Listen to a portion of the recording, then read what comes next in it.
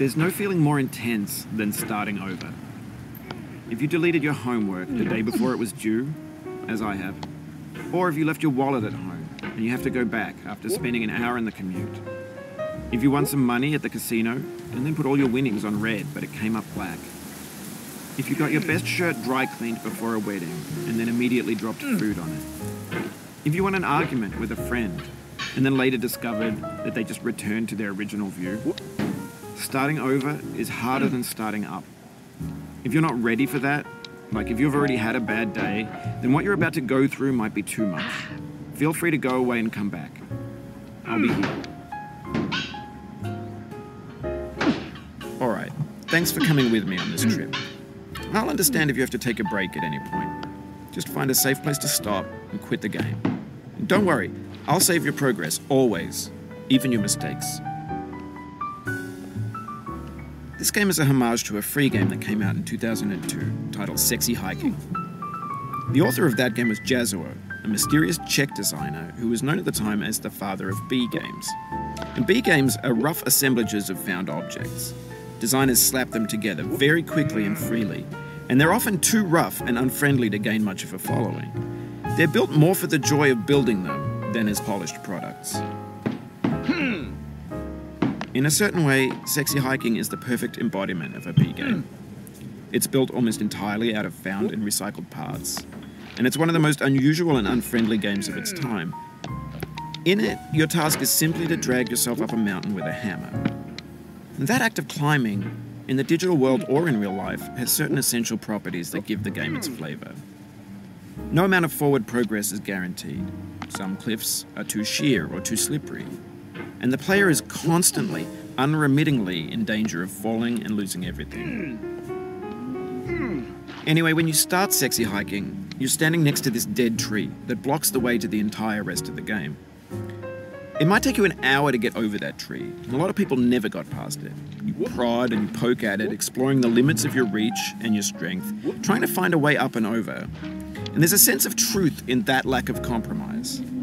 Most obstacles in video game worlds are fake. You can be completely confident in your ability to get through them once you have the correct method or the correct equipment or just by spending enough time. In that sense, every pixelated obstacle in Sexy Hiking is real. The obstacles in Sexy Hiking are unyielding, and that makes the game uniquely frustrating. But I'm not sure Jazuo intended to make a frustrating game. The frustration is just essential to the act of climbing, and it's authentic to the process of building a game about climbing. A funny thing happened to me as I was building this mountain. I'd have an idea for a new obstacle, and I'd build it, test it, and it would usually turn out to be unreasonably hard. But I couldn't bring myself to make it easier. It already felt like my inability to get past the new obstacle was my fault as a player rather than as a builder. Imaginary mountains build themselves from our efforts to climb them, and it's our repeated attempts to reach the summit that turns those mountains into something real. When you're building a video game world, you're building with ideas, and that can be like working with quickset cement. You mold your ideas into a certain shape that can be played with, and in the process of playing with them, they begin to harden and set until they're immutable, like rock. And at that point, you can't change the world.